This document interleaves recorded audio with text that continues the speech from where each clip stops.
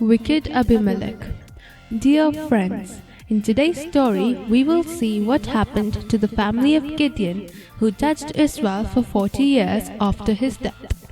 In the previous story, didn't we say that apart from his 70 sons, Gideon also had a son named Abimelech from his concubine in Shechem?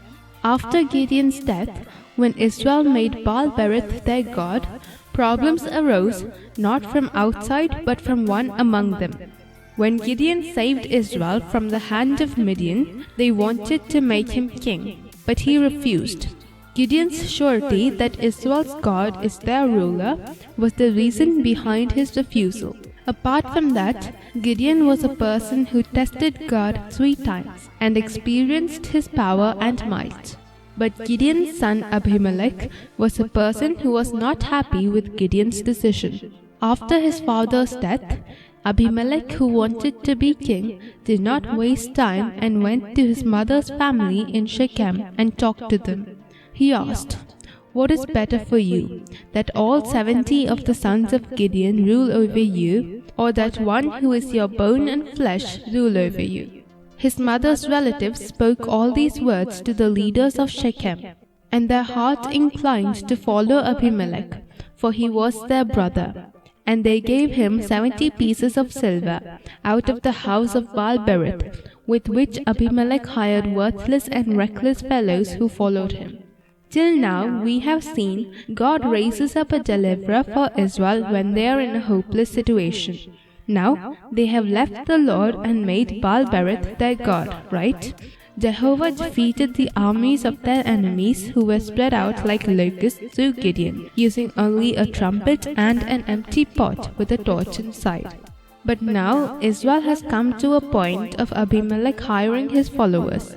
Don't you remember that even before this, people have rebelled against God's commands from among the Israelites, wanting a position of their own and not submitting to the leaders God appointed? We have seen what happened to Korah, Dathan and Abiram, who rose up against Moses and Aaron in the Israelites' journey through the wilderness, right? And at that time it was the mixed population among them that often started the problems. Today the Israelites have accepted the customs and beliefs of the Gentiles and are living like one among them instead of being set apart from them. Abimelech, who forgot God's commandment and became a leader by himself, first opposed his own brothers. He went to his father's home in Ophrah and on one stone murdered his 70 brothers. But Jotham, the youngest son of Gideon, escaped by hiding. Then all the citizens of Shechem gathered together and crowned Abimelech as their king. Jotham, who was angry that Abimelech and the Shechemites killed Gideon's sons without remembering him who risked his life to rescue Israel from Midian, climbed up on the top of Mount Gerizim and shouted out his sadness. Using a story and by talking directly, he reminded and cursed the Shechemites about the tragedy that happened to his brothers and the wickedness done by Abimelech in it. Then Jotham fled, escaping to Beer. After Abimelech had governed Israel 3 years, there was conflict between Abimelech and the citizens of Shechem, who acted treacherously against Abimelech.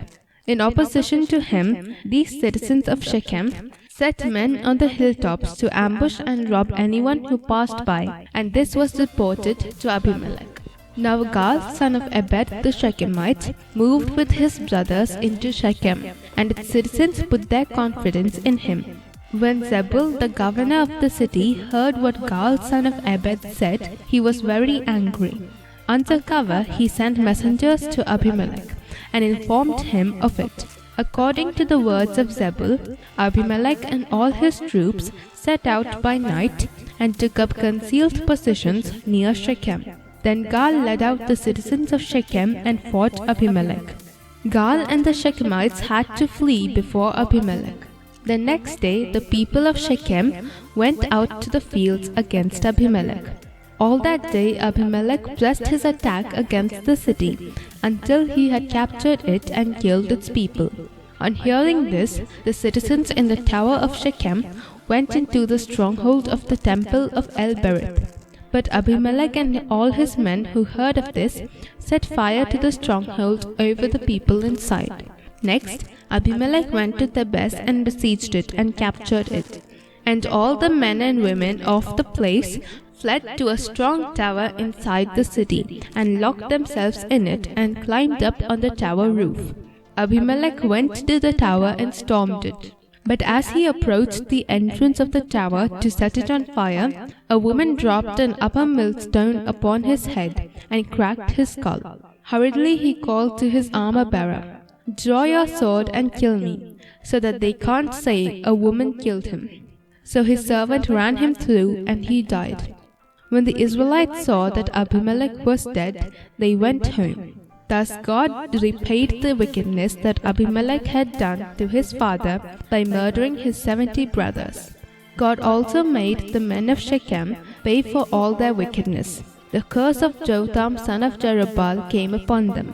In the next story, we will look at Jephthah, who God raised up as a judge for Israel. God bless you.